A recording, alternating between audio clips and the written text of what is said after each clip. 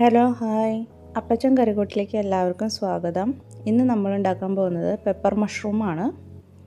Pepper mushroom ഉണ്ടാക്കാൻ നമുക്ക് ചട്ടി വെച്ച് എണ്ണ ഒഴിച്ച് ചൂടാവാൻ വയ്ക്കാം. ചൂടായ എണ്ണയിലേക്ക് 1 ടീസ്പൂൺ കടുക് ചേർത്ത് കൊടുക്കുന്നുണ്ട്.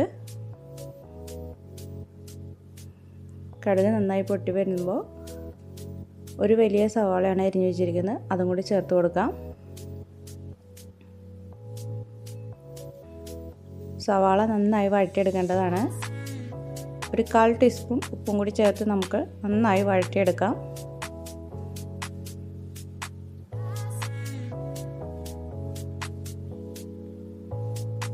സവാള ബ്രൗൺ കളർ ആവുന്ന വരെ വഴറ്റിയെടുക്കണം. 1 ടീസ്പൂൺ ഇഞ്ചി വെളുത്തുള്ളി പേസ്റ്റ് ചേർത്ത് കൊടുക്കുന്നുണ്ട്. ഇതും കൂടി ചേർത്ത് നന്നായി വഴറ്റിയെടുക്കാം. ബ്രൗൺ കളറായി വന്നിട്ടുണ്ട്. ഇനി ഇതിലേക്ക് നമുക്ക് മഷ്റൂം ചേർത്ത് കൊടുക്കാം.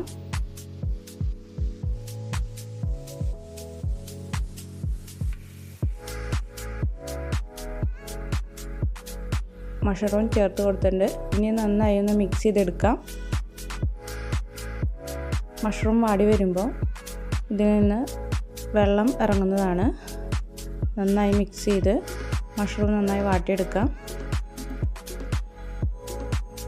നന്നായി വെള്ളം ഇറങ്ങി വന്നിട്ടുണ്ട്. ഇനി ഇതിലേക്ക് കുറച്ച് പച്ചമുളക്, അതുപോലെ കുറച്ച് കറിവേപ്പിലയും കൂടി ചേർത്ത് കൊടുക്കുന്നുണ്ട്. ഈ വെള്ളം ഒന്ന് വറ്റി വരേണ്ടതാണ്.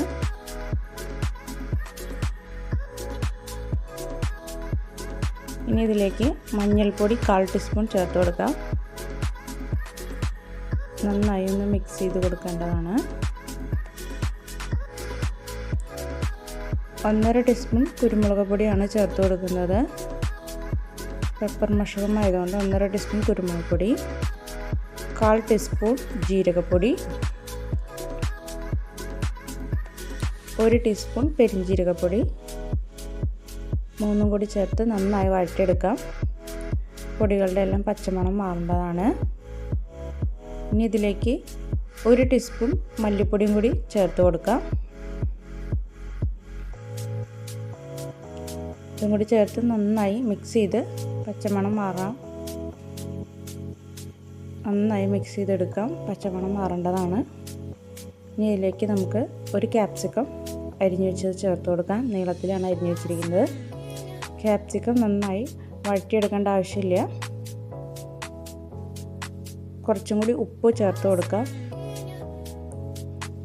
ക്യാപ്സിക്കം കൂടി ഇട്ടുള്ളത് കൊണ്ട് കുറച്ച് ഉപ്പും കൂടി ചേർത്ത് നന്നായി നമുക്കത് മിക്സ് ചെയ്തെടുക്കാം. വളരെ പെട്ടെന്ന് ചെയ്ത് തീർക്കാവുന്ന കറിയാണ് ഈ പെപ്പർ മഷ്റൂം കറി. ഇനി ഇതിലേക്ക് കുറച്ച് ഗരം മസാല ചേർത്ത് കൊടുക്കുന്നുണ്ട്. അതുപോലെ തന്നെ കുറച്ച് കസ്തൂരി മേത്തിയും കൂടി ചേർത്ത് കൊടുത്ത് 3 കൂടി മിക്സ് ചെയ്ത് കഴിഞ്ഞാൽ പെപ്പർ മഷ്റൂം കറി റെഡിയായി. നന്നായി മിക്സ് ചെയ്ത് കൊടുക്കാം.